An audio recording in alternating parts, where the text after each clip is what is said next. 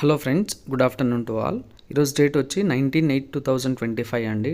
Time around 3 o'clock అవుతా ఉంది. TV9లో ఒక స్క్రోలింగ్ అయితే రావడం జరిగిందండి. ఈ స్క్రోలింగ్ ఏంటంటే ఆగస్ట్ 21 నుంచి కానీ లేదా 22 నుంచి కానీ సర్టిఫికెట్ల పరిశీలన ఉండడానికి అవకాశం అని చెప్పేసి ఒక స్క్రోలింగ్ అయితే రావడం జరిగిందండి. అది మీకు చూపిస్తానండి.